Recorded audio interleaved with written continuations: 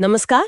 आज हम अमेरिकी अर्थव्यवस्था में जो कुछ चल रहा है उस पर थोड़ी गहराई से बात करेंगे।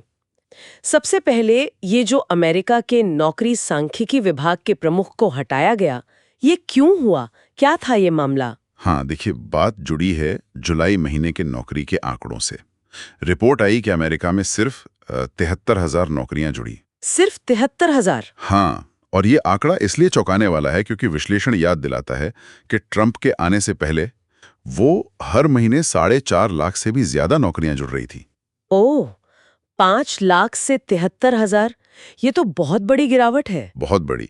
और यहां तक कि ट्रंप के शुरुआती महीनों में भी ये आंकड़ा करीब 2.6 लाख के आसपास था। तो 73,000 तो मतलब बहुत ही कम है। और इसमें भी कुछ पेच है शायद, मतलब ये 73,000 नौकरियां भी कैसी हैं? हाँ, यही दिलचस्प बात है। विश्लेषण कहता है कि ये 73,000 नौकरियां भी ज्यादातर वो हैं जो लोगों के रिटायर होने से या गुजर जाने से खाली हुई थी, उन्हें भरा गया है। अच्छा, तो नई नौकरियां नहीं बनी? ना के बराबर। बिल्कुल। मतलब नई नौकरियां पैदा होना एक तरह से रुका हुआ सा दिखा इस रिपोर्ट में। और जाहिर है 34 करोड़ की आबादी, $27 ट्रिलियन की अर्थव्यवस्था के लिए ये कोई अच्छा संकेत नहीं है। ये तो वाकई चिंता की बात है। और शायद इसी वजह से वो बर्खास्तगी हुई। लगता तो यही है।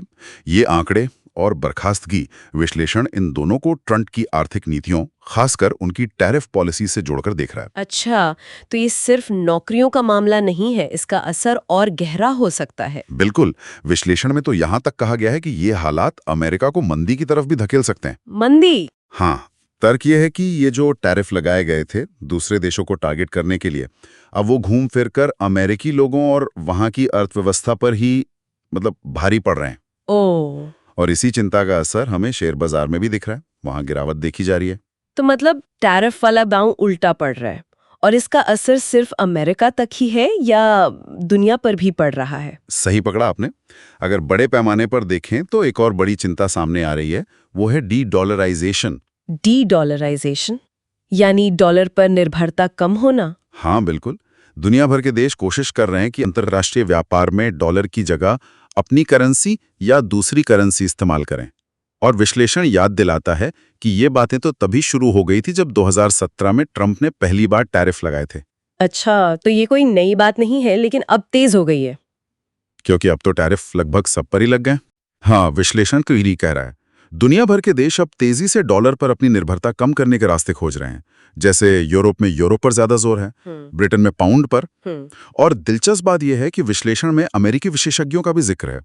उनका मानना है कि ये जो नीतियां हैं, ये डी-डॉलराइजेशन को इतनी तेज कर सकती हैं कि जो काम शायद 20 साल में होता, वो अब जल्दी हो जाएगा। हाँ, वो शायद अगले 5-6 साल में ही हो जाए।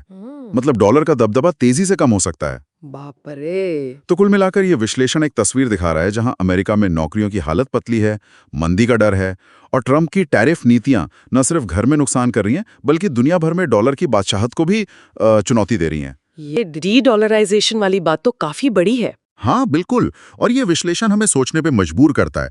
अगर ये ट्रेंड्स, मतलब ये रुझान जारी रहे, आर्थिक सुस्ती की आशंका और डी-डॉलराइजेशन की बढ़ती रफ्तार, तो आने वाले सालों में न सिर्फ अमेरिकी अर्थव्यवस्था पर बल्कि पूरी दुनिया के व्यापारिक रिश्तों और फाइनेंशियल सिस्टम पर इसके क्या असर होंगे, ये एक बहुत बड़ा सवाल है जिस पर शायद सबको गौर करना होगा।